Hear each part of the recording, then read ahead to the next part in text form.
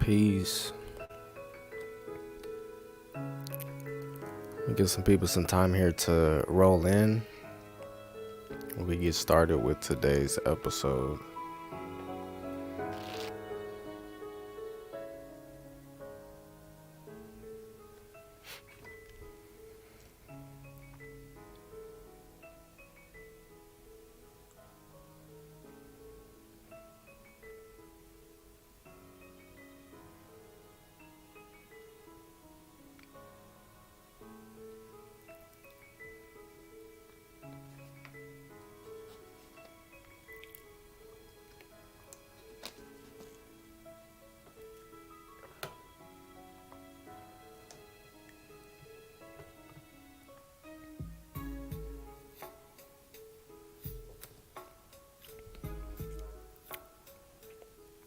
So today we're going to be talking about Black creativity.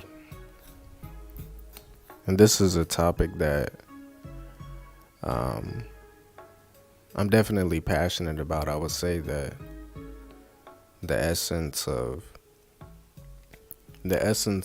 everything that I'm doing is, from the perspective of an artist. It is from the perspective of, Black creativity. How can we leverage Black creativity in order to advance the things that we're trying to achieve as a people, the things that ail us as a people? How can we use our art to heal ourselves and put ourselves on a better footing in this world? Right. Excuse me. So first thing that I want to talk about today is, the creator, right? When talking about the word creativity, creation, we have to talk about the creator, right? The origins of the universe. And in most traditions and most, or I'll say, in a lot of the traditions that most of us are probably familiar with, there's this concept of the creator in which that energy is omnipotent, omniscient, and omnipresent, right? Omnipotent being all powerful, right? There's nothing outside of the scope or will of this energy. Omniscient being all knowing, right? There is nothing that is outside of the awareness or the consciousness and understanding and wisdom of that energy. And omnipresent, which is in all places, right? So present in all things. And I find that is the one that the omnipresent, I think that is the one that is least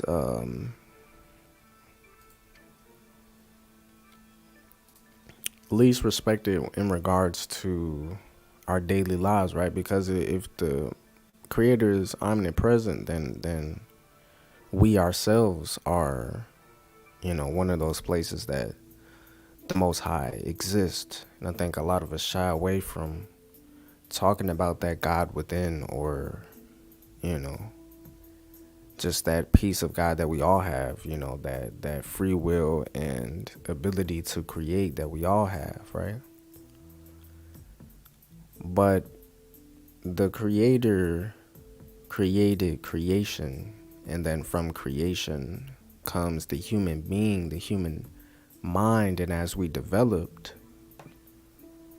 as a people, right, and as we aligned ourselves more with nature back in ancient times, back in Africa, we realized ourselves to be in the creator's likeness, right? Not that we are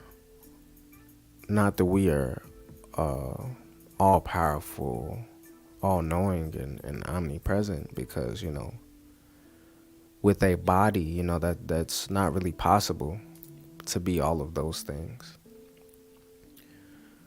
But we do have that same type of power within our own domain, right? And our own domain is our own mind, right? Our own sphere of influence, right? That is generated from our minds.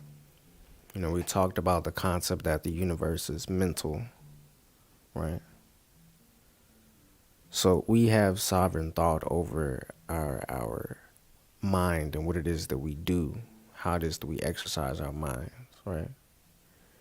And we have access to all of the knowledge and all of the wisdom that we need to progress, right?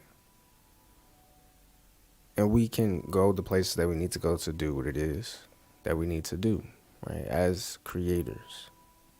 It's about being resourceful. It's about solving problems. It's about making connections, right? So let's talk about the nature of creation, right? So the creator created creation, but what is the nature of it? You know, how does it work? There are definitely laws. There's a science to it, right? It's not a random thing, right? Our existence as human beings is not a random thing. There's an order and a science that is observable, right? And it is through the observation of that science, of those patterns, right, that things like agriculture and education, you know, mathematics, physics, that's where all these things come from observing the laws that were already in place, right?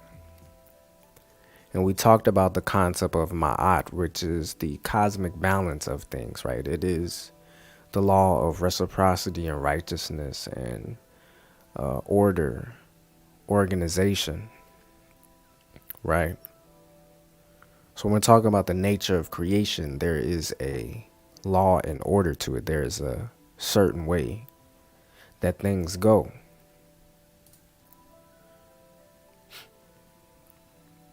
And when it comes to what makes humans unique within these laws is that we have free will, right? We have the ability to observe these laws and decide whether or not to live in alignment with them, right? And I think that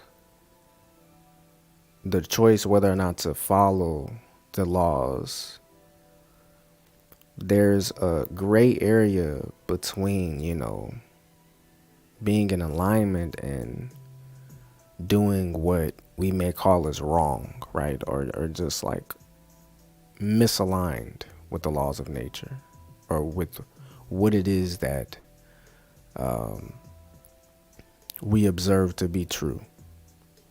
And I think that somewhere in that gray area is creative intelligence. That is the most important thing when it comes to being a human being, is that we have this creative intelligence. We have this ability to be conscious of ourselves and our environment to the point that we can say, you know, I find myself doing this thing over and over again, right?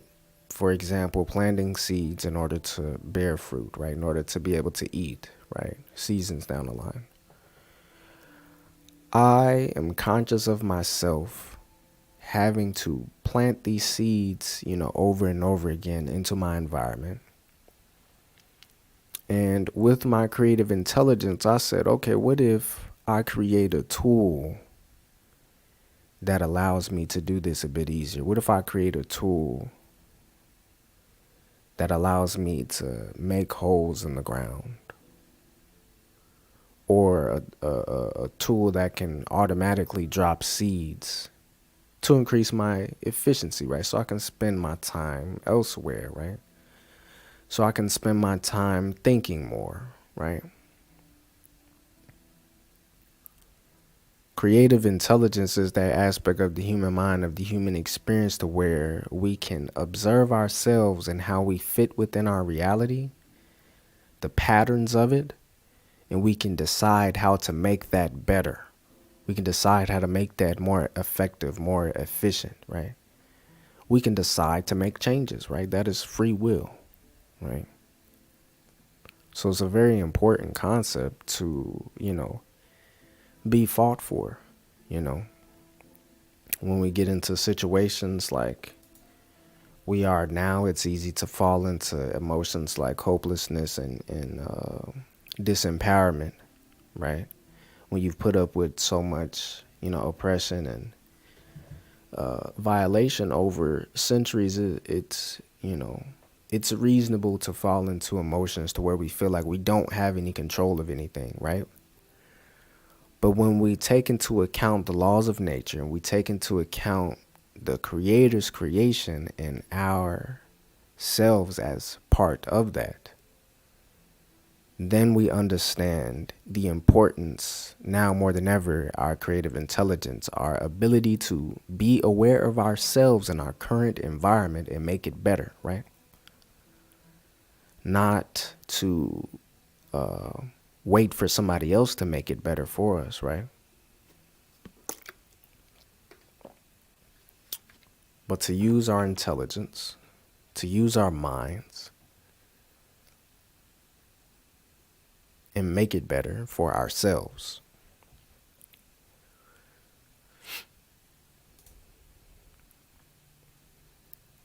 In our first episode,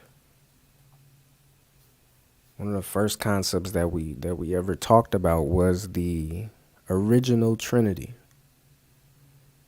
pulled from Shabaka stone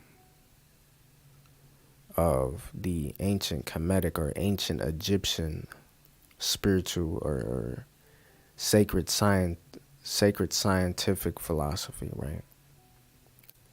And the original Trinity is composed of these three parts, right? Nun, Ptah, and Atum, right? And when we're talking about this Trinity here, it is the essence of creation, or all of the things that have to do with creation and the way that it is are generated from these three concepts, right?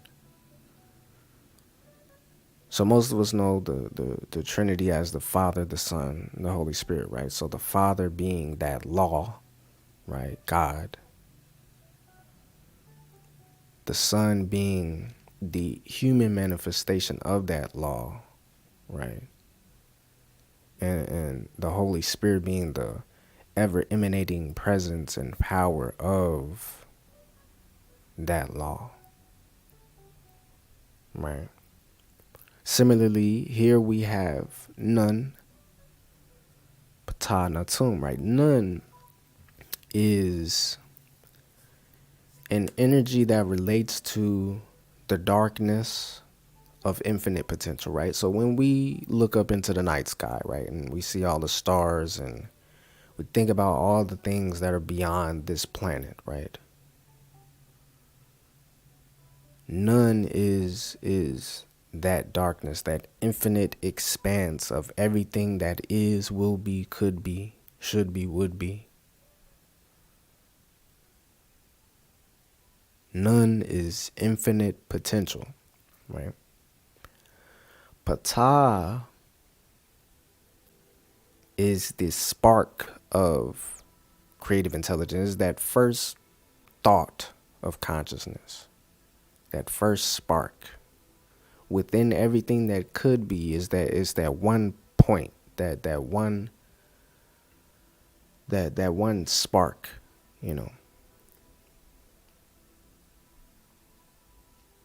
And then from that one spark, Atum is the creative word, the creative utterance, or the laws and the equations and the science that would then outline the way that everything would play out and plays out. So from the infinite potential of our minds, we can become inspired. And I look at Ptah in terms of that essence of the creator within, right? So we can become divinely inspired, or in other words, become aware of our divine purpose, as everybody has a purpose and a gift and a particular level of genius that they are here to exercise in this life. So from the infinite potential, all the options that we could take as a human being, all of the subconscious and unconscious impressions that we have, right? So that being none. We can become divinely inspired, or we can become aware of the creator within ourselves, Ptah. And then we can live in alignment, we can speak in alignment, we can think in alignment, do in alignment with that will, right? With that divine will. That is what our tomb is talking about. It is the acting out, or the speaking, right? The uttering. And we have words that we think, we have words that we speak, and we have words that we act out, right? So when we're talking about that divine utterance, that creative utterance, it's about what we're thinking, what we're saying, and what we're doing, not just what it is that we say, right? So when we take a look at this concept, it's really talking about the creative process, how as a creative, and you may not even consider yourself to be an artist or a creative person, but everybody is a creator, right? It's just a matter of delving into our unconscious, subconscious mind, right? Or in other words, getting ourselves to a point where our nervous system is regulated, where we're calm and in a state of oneness and awareness of the things around us.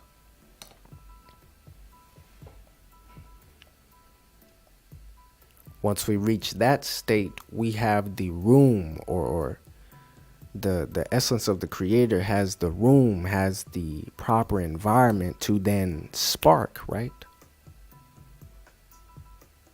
To speak to us, right? So the more moments that we spend in that state of calmness, in that state of peace, the more opportunities and the more time we're able to spend with the Most High, the essence of the Most High within ourselves and around us, right? And in that state, what it is that we're supposed to bring forth becomes more clear to us. That is what the creative process is about. The fact that someone can bring into existence something that didn't exist before. And not just bring it into existence, but impact other people, right?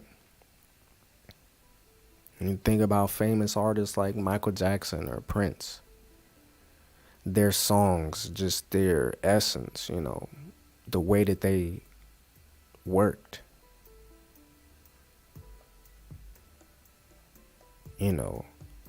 Great actors. How amazing is it that this person was able to bring something that didn't exist before into existence, but then impact people all over the world?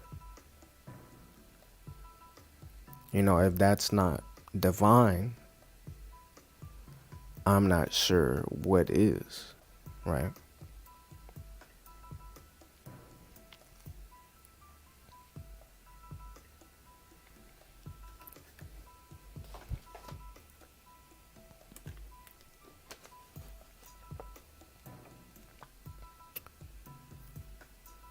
I did a independent research class in college, and my project was on black music, right? The evolution of black music. And what I did was I took a look at and I researched traditional African music and some of the principles that resided within that. I took a look at jazz, and then I took a look at the origins of things like record labels and the commodification of, black music, right?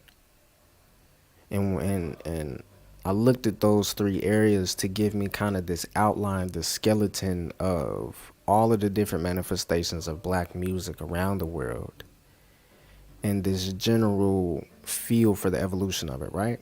So when I studied the traditional African music, I would say the most interesting thing that I found, or the thing that was the most important point,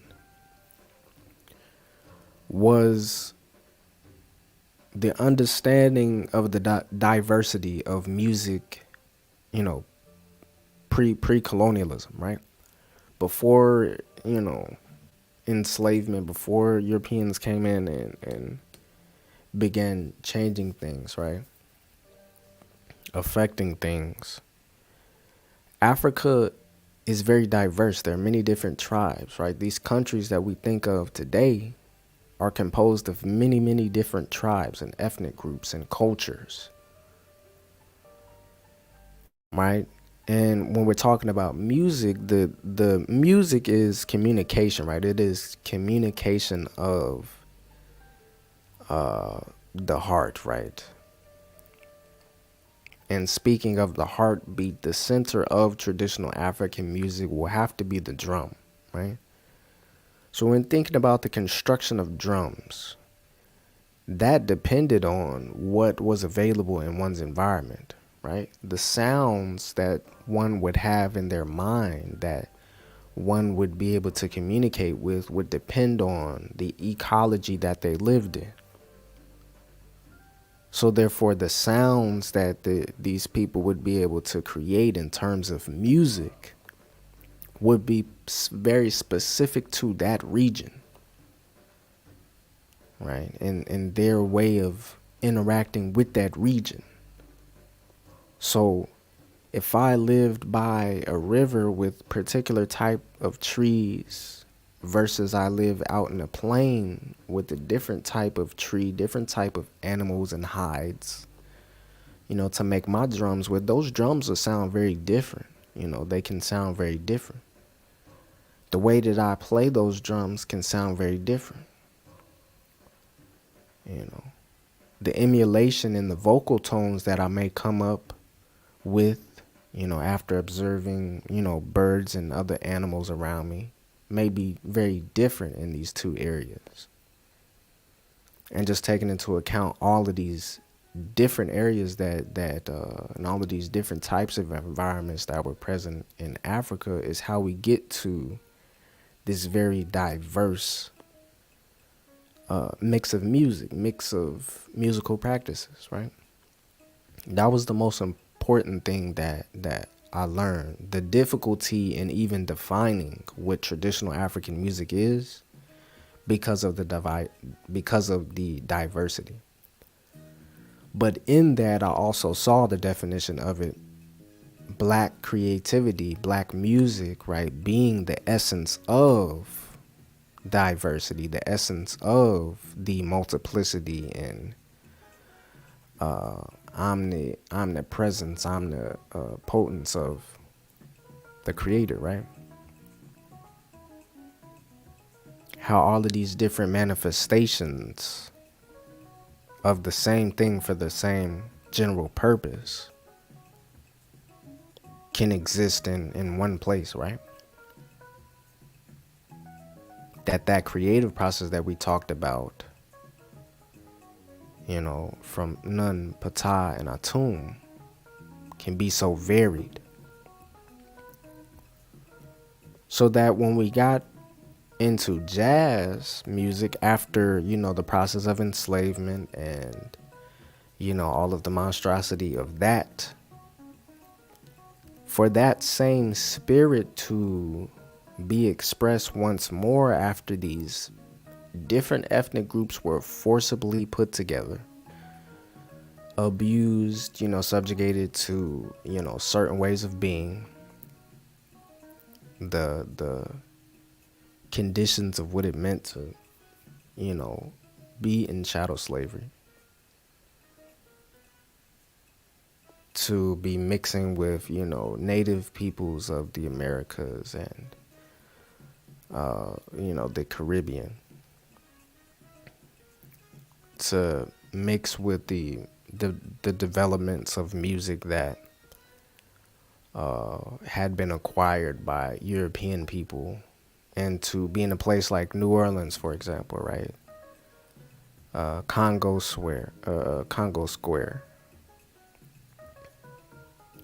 where these people would get together and express their musical taste, express these different manifestations of music all together, and they would find some common thread. Well, all of these pieces come together and they made something pleasant. They made something that different people were able to relate to. Different people from different backgrounds were able to relate to and find wisdom in and hear inspiration, hear themselves in, right? I think part of the enjoyment of music comes in being able to hear yourself.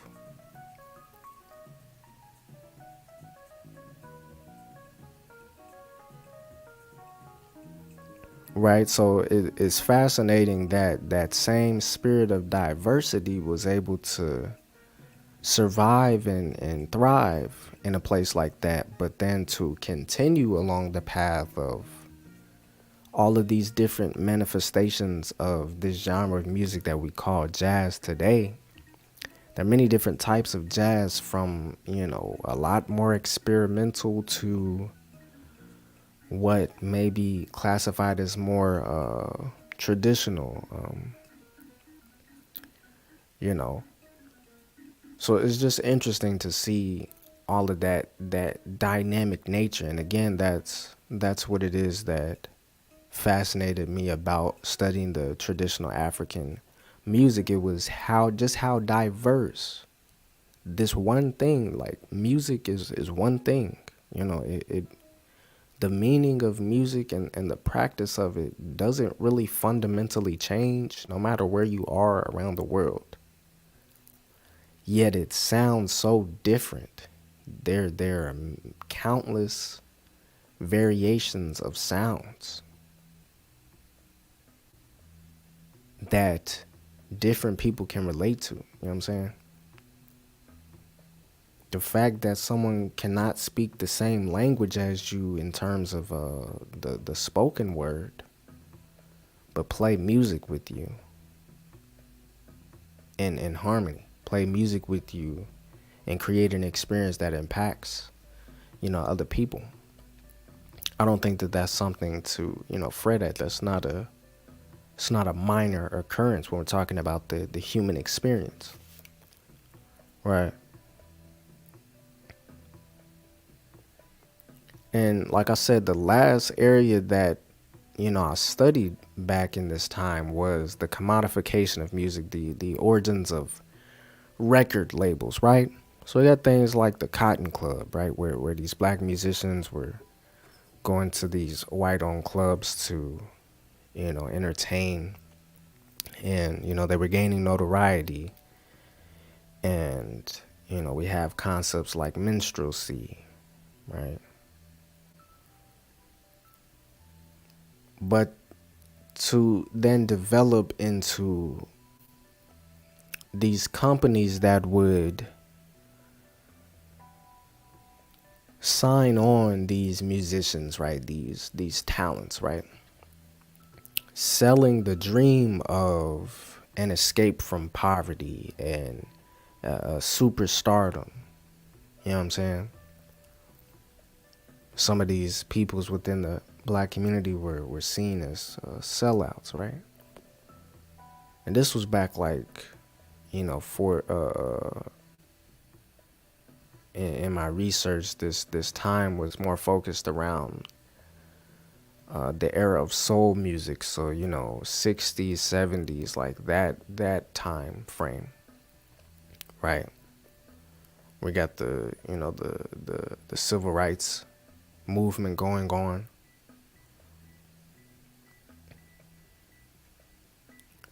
But when we look at today's music, that's still a lot of what happens today, right? We have these people who are chasing these record deals, right? Record labels, and being sold the dream,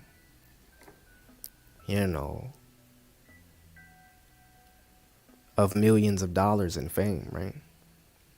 And it seems like the condition to those millions of dollars and that fame is to, speak about murder and violence and, the so-called black culture, or what it is that they would have us to believe is the essence of our culture.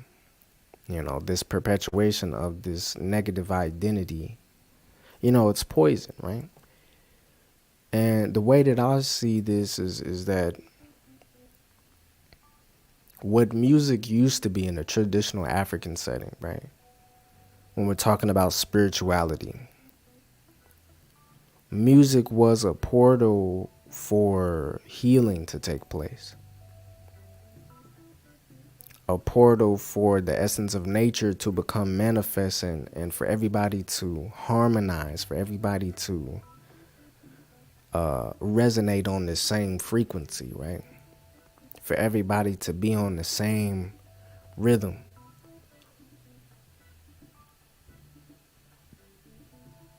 So that as we continue to develop as communities, we were able to stay in alignment with each other, right? In nature. And even during times of enslavement, right, when we have people who have been, in labor all week, and then Sunday comes along where they're able to sing their spirituals, or even out in the fields, being able to sing their spirituals, to, be in a state of praise. That was healing. That was a purging of these unnatural ways of being, of these unnatural vibrations and rhythms.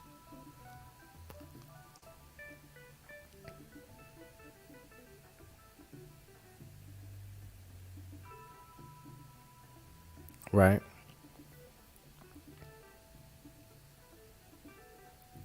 So, when we're talking about this mainstream commodification of art, it's really important to see how it is for the opposite of our healing. It is for the opposite of our advancement, right?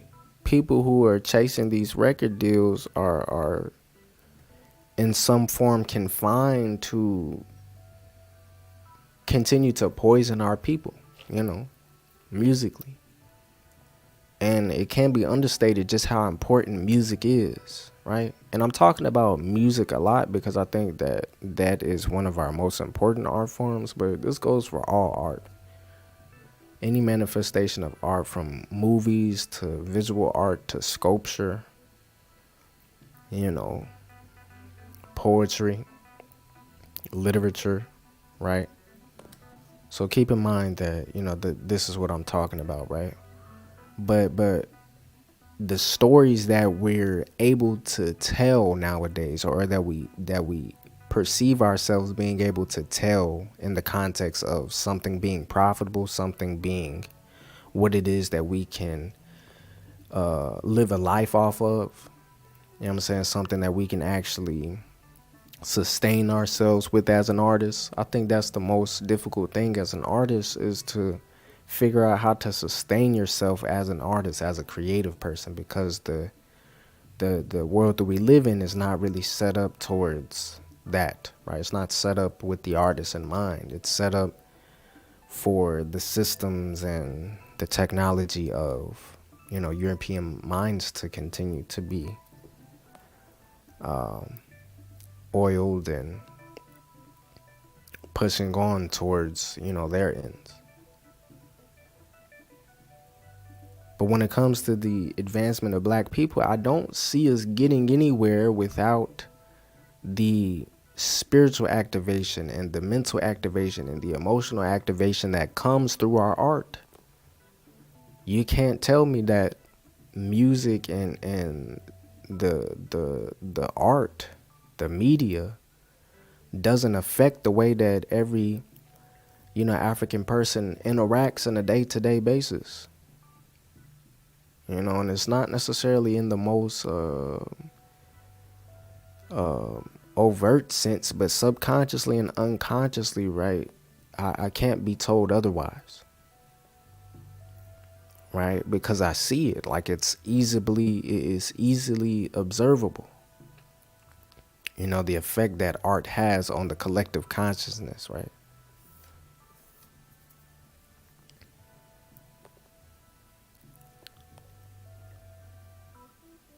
So, this is the realm in which we exist in. And for, a while, I had, because that was the case, because, the society that we lived in is more focused on, STEM as it is on the arts, right? STEM being science, technology, engineering, math, medicine, right? Those things. Around the time I was in college, my mind was more focused on those things, right? As opposed to, I would say, which is probably the most true essence of who I am and what I am, that being an artist. I kind of shied away from that. I put that on the back burner, right? But as I've spoken about before, I got to a point of depression. I got to a point where I could no longer hear the voice of the Most High. I got to the point where I wasn't in the strongest connection with the Creator within. And what that allowed to happen is me to fall into this space of depression, anxiety, you know, this feeling of being lost, right? And at a point when everything broke down and I didn't have anything else to hide behind or to, I didn't have any more room to ignore things, right? And I had all of these built up emotions and traumas and fears and, whatever else. The only thing that I had was art.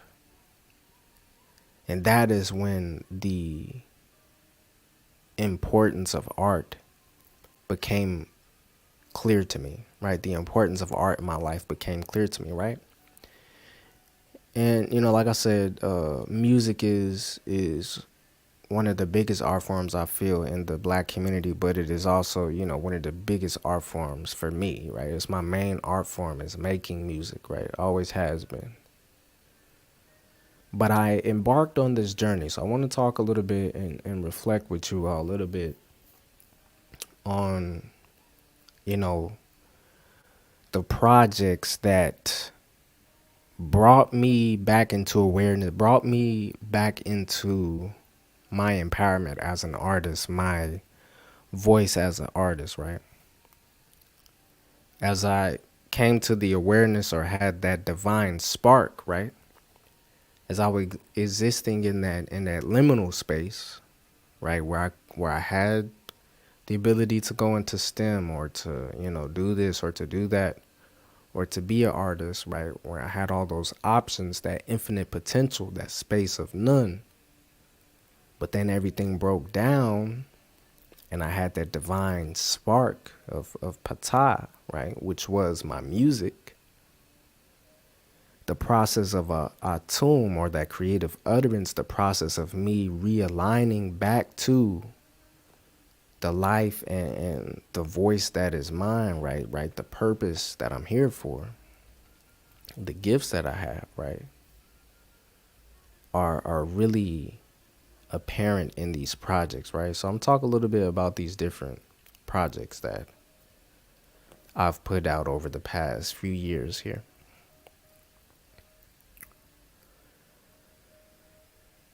So on the top left corner, I have the album entitled Finally Free. And Finally Free was this album where I began to explore jazz music, right? Free form jazz, right? Where there aren't necessarily any rules. And, as the name suggests, it's a free expression of, what it is that one is feeling. But my journey into jazz was, so something that I was dealing with is that I was frustrated with the fact that I didn't have the words to express what it is that I was feeling, right? Because I knew I was feeling like discomfort and these complex emotions, but I simply didn't have the emotional intelligence or vocabulary to express it in words, right? And, growing up, I would just push it down, right? And most men do that, right? But I didn't have that option. I didn't have that luxury of ignoring it anymore. So I began to use what it is that I had, right? I knew how to play the piano, or it was something that I had become comfortable with over the years. So I began doing these things called sound journals, right? And I've spoken about brain dumps where, I take the time to sit down and write whatever comes to my mind, even if it's not full sentences or it doesn't make sense. Same exact thing, right? I would literally sit down for 30, 45 minutes and just like play random things. I just allowed my fingers to go where they went. And after, about like 10, 15 minutes, I would slip into a state of flow. I would slip into a meditative state. And it was just me and my emotions, right? And the sounds that I was playing weren't really the subject matter anymore. That wasn't my focus, right? My focus became just the raw expression of these emotions. And when I had the opportunity to listen back on some of these things, they had meaning to me, and some of them sparked this level of thought and reflection. And I decided, to step out of my comfort zone, to step out of what I'm used to hearing, to step out of, what can be considered popular music. And I created this project, Finally Free, right? And the name is really about having finally freed myself from this notion of what thoughts and self-expression had to be, right? I finally got over the hump, got through the barrier that I was so frustrated with in expressing myself. And this next album, to the right of that, is entitled A Message from Ether, right? And, that this project here is only a couple of tracks, a version of one track and a slowed down version of the same track. But it's interesting. It's kind of meditative. It has like elements of nature in it. Also, another type of music that I had never explored before, But A Message from Ether was an expression of, now that I had gotten through that barrier of expression, of being frustrated, right, with not being able to express myself, and I had finally broken through that. Now I could hear things on that spiritual level. I could hear the wisdom that I was missing, right?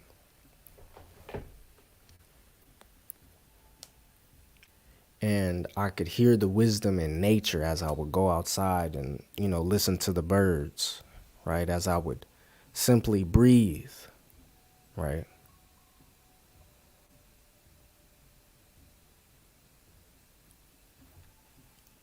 And, continuing along that same type of theme of meditation and,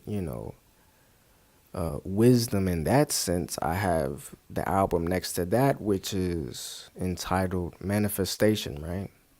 Third album on the top there to the right is entitled Manifestation. And that's, all meditation music.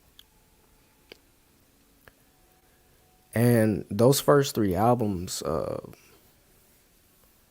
really were constructed after the fact, right? So I did all of these things and I began to explore my musical language and explore this freedom.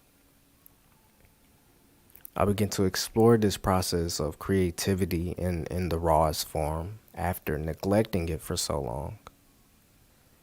And then as I would go back and reflect on what it is that I had done, I had explored things, crystallizations of certain wisdom, certain medicines revealed themselves, right? So this meditation album became very important, right? A very important medicine for me along my journey. And again, these first three albums, the theme was breaking out of like the mental barriers of just the system and all of the things that I had ignored, right? So I just kind of had like a clean slate. And I was able to think, actually, like think for myself, to creatively think and reflect on my emotions, reflect on, I at that point, I was now able to engage in shadow work, right? So I'm a big advocate on journaling. But honestly, before or along my exploration of journaling, I had to make art to even make the space, spiritually, emotionally, for me to be able to know what to journal about. Right. And this brought me back into like reclaiming my voice, right? Excuse me. In this next album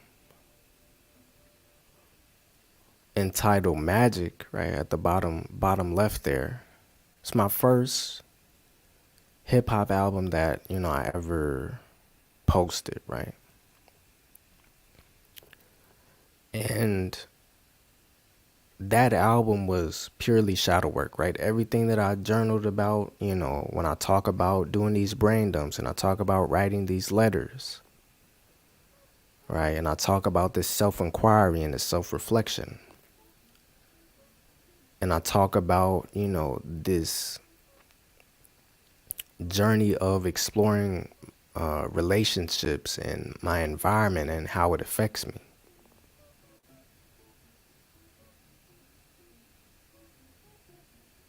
This is my first time like actually making something, making a project doing that. And a lot of things started to change after I did that. A lot of things started to move, and change, and it was a bit uncomfortable, but the theme of the album was embracing the discomfort and moving along the path of ma'at and righteousness, right? Realigning myself with nature, right? Magic being this ability in the human mind to take whatever you've gone through, good and bad, alchemize it, or in other words, change the form of those thoughts and those emotions, put it together into something that benefits where you want to go, and to push energy in that area, in that direction, to push intention in that direction. And that's what happened. When it comes to this next project, Afrofuture, and that's, what's been playing in the background here. This album actually goes in alignment with a short story or a graphic novel that I began writing. A graphic novel on what is required of us in these times as African people, as melanated people. And, how it is that we have to unlock our power through our creativity in order to, like I said in the beginning, improve our position, right? Leveraging our creativity to improve our position, to experience something different, to experience something better. But in the context of this project here, Afrofuture, I had never written a story before. So now I'm in this stage of my creativity, of my creative process, where the divine spark of the creator had brought me to a place that I had never been before, had brought me into awareness of, a talent, a lane, a pocket of expression that I had never experienced before, And that mental world to me with where it is that I was at, you know what I'm saying, to unlock a whole new realm, a whole new dimension of self-expression, right? Because like I said, I spent my life not knowing how to, feeling like I couldn't express myself. That's not a pleasant place to be, you know. I quite honestly, I don't wish that on anybody, to feel like they don't have a voice, or that their authentic voice is not, doesn't have a place in the world, So to be brought to a place to where, my mind had the space to be free in that way, and to connect these different time periods that I've been studying of self and of the collective, has been a true gift, right? But most recently, right? Most recently, I would say, the culmination of all of these projects, the culmination of just like the past 5 years for me, has come in the form of my latest album, King of Hearts, right? And along with this album, along with the creation of this album, has also come, my artist name of Selassie, after the emperor of Ethiopia, Haile Selassie the First. That name meaning, Haile Selassie meaning the power of the Holy Trinity, and Selassie meaning Trinity, right? But in this album, King of Hearts, it was really me paying homage to my inner child, me paying homage to my ancestors, me paying homage to all of the things that I had gone through, all of the ways in which I had transmuted and alchemized the different experiences that I've had, and turned it into what it is that I'm doing right now. The fact that I'm live streaming right now and sharing my voice for, the public to see, and doing that with comfort. This is a place that I won't say that I never imagined myself doing it, but it definitely has never been where I've existed. I've never existed here, being comfortable expressing myself in a public format in this sense, right?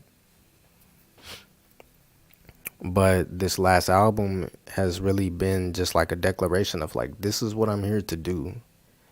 And whether I want to do it or not, it is where the Most High would have me, right? So, yes, we have free will. But like we said, we're not the creator itself, right? So we are confined to the laws of nature, and everybody has a place. Everybody has a particular role to play within nature. And within our domain, we have the ability to elect what is right and wrong, or what we want to do and what we don't want to do, right? So growing up and living this life where I was choosing to hold my emotions down and to not learn the tools that I needed, whether or not, access to that information was apparent to me or not, it still was a choice. And then shifting my perspective, empowering myself, liberating myself, and choosing to move into the direction of empowerment through my art, through my creativity.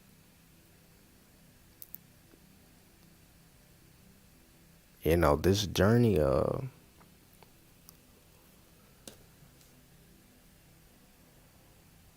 I'm not sure that I'm at the place where I can put into words what it has meant. Not really.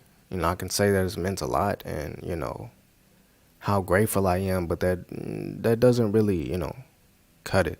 Uh, but I think that the only thing that does cut it is to continue to expand and develop, and to push out, this message that has been gifted uh, to me and through me.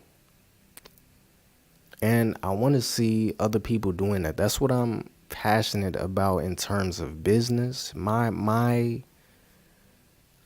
purpose is to not only do this for myself, but to my intention in sharing this information is to inspire others, is to be able to guide others, in this journey, right? To teach others, like any melanated person interested, how can you take this concept of creativity, of creative thought, take whatever state that you're in, whatever, undesirable state that you're in, and actually use it as a technology as it once was used, right? Use it as a technology of healing, of transformation, right? Of alchemy, to change your situation into what it is that you desire without having to depend on or compromise yourself, to compromise the healing energy, to compromise what it is that you believe in and what is right. You understand? Like right in a cosmic sense, right? In the sense of what is natural, what is in alignment with God, and not the contrary, right? In alignment with life as opposed to destruction and death and violence. So we have this concept of becoming a creativepreneur, right? How do we build a business around our creativity? How do we how do we push out a mission and a purpose through what it is that we create? How do we build a brand as a creative person? And then to offer some service or to offer some product, or a combination of the two, that allows us to impact the lives of others, like-minded individuals, our target audience, in the deepest of ways.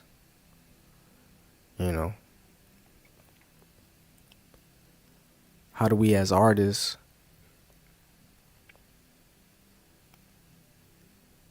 begin to impact others in the ways that we want to impact others, right? And there's a big emphasis on independence from, external forces, right? Really learning the skills ourselves into how to, the thing about, the things that I've created thus far is I made it a point to do everything myself, right? So in the context of music, I had to learn how to record. I had to learn how to make beats. I had to learn how to mix. I had to learn how to, organize an album.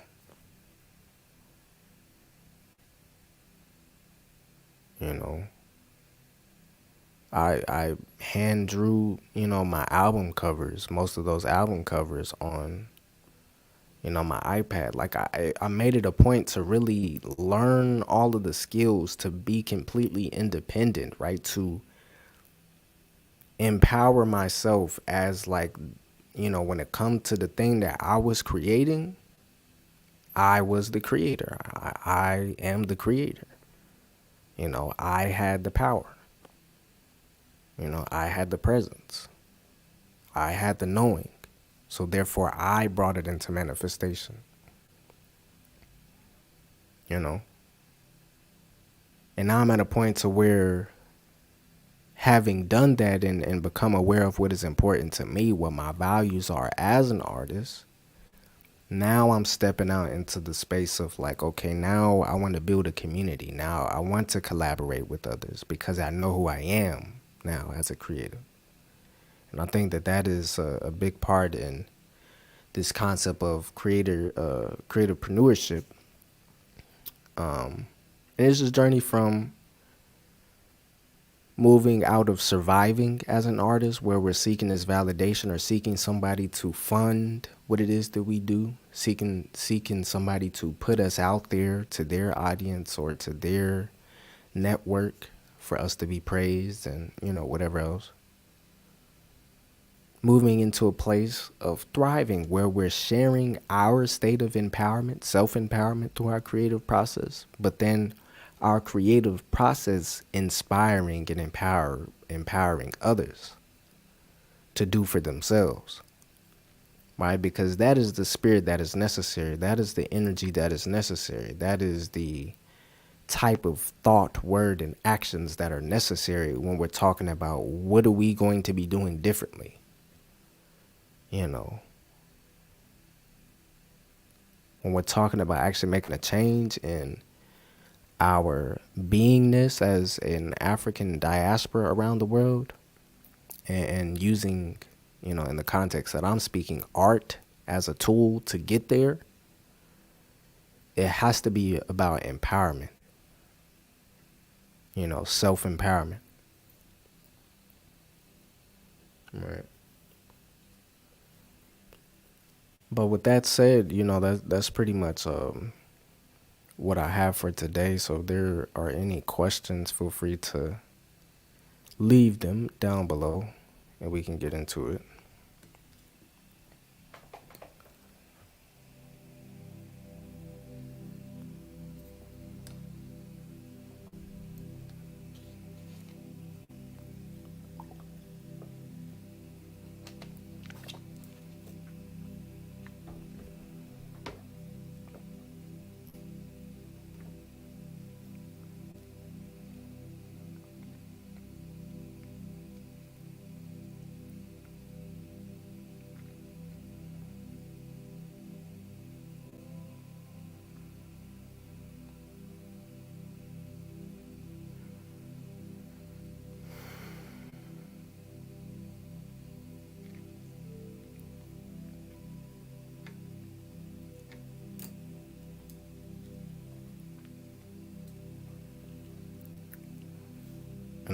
And just as a side note, I am going to be working on some regular videos on my channel